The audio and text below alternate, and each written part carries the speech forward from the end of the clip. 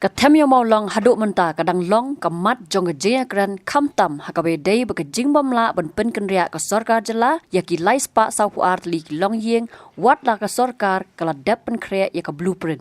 Kini kamat kadne ha ke Ïakren kam day tang ha pedang kiseng san perthai kiseng balang ni wat haki repat ba kadai namar ke jing bamla ke Sorkar ben shim ya ke nu ke rai ben pen urlong ya ke jing ang nut jong pat ba bobon balang tang ki ban sor Shillong Henry wat hadu na kitai nong kendong.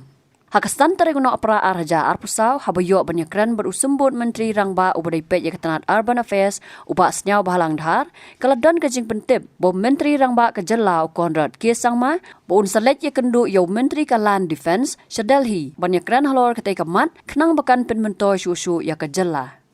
Habakren sikilat patai kubor uba senyau bahalang dhar ulaong. Bagajing let kendu yo Myntri ka land defense kadai ban yo ya ka jaka badula turu ya ka harijan panchayat committee HPC banya trailang bat ka Sorkar kenang bakan long kabayat bet ya renti. About harijan? Okay, you have to wait for some time, even maybe tomorrow or day after meeting the defense minister related with this subject only. Let us wait for some time. And this meeting is regarding what? About the Harijan issue, about the land, defense land, no? So maybe tomorrow they have done help. So meeting will be in Delhi? I think so, in Delhi. You will be meeting him? No. CM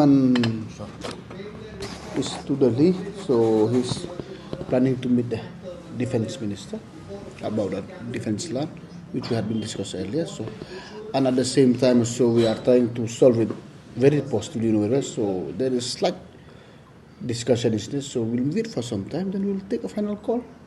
Blueprint is always there, no problem. But if there is a better option, we may go for better option, no? Simple, yeah. If the defense gives us the land, we'll get free of cost. Simple as that. Why we should give land from the government? If they give, we well and good. That is that. We have to. But if not, what to do? We have to go as per our blueprint. What is the area of this land? No. We are yet to identify. So, but they just say that there is a land, so we are yet to know the exact location also. Even from Delhi they want to meet us. That's why CM is seeking appointment with the defense minister. Let us see what is the outcome of the meeting. What about the Gurudwara? Suppose if they are being relocated, will this Gurudwara being present there? Let's see first. Since the discussion is still on, why I should say, let us see. No, they want to meet us, obviously. So let us see what is the outcome in few weeks or few months. Habatin, pej bahagi kishab, kashab plus F.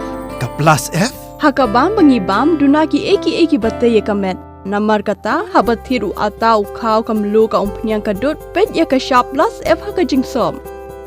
Yaki nutrient kumki vitamin bat ka ayan la Ïakren diat bat ka bathau bha kam kta ka dur jingki marbam ka jing mat lani ka rukom shed yaki balehi bana kita kadon ka we ka jing mentoy ba kongsan ka kot ka kia ka nutrition ba khambha ka jing im ba khambha pendon kam daki marbam madon ka sharp plus F menta ka sni Lawan Ra Shafi Lingba ko office jong commissionerate of food safety Meghalaya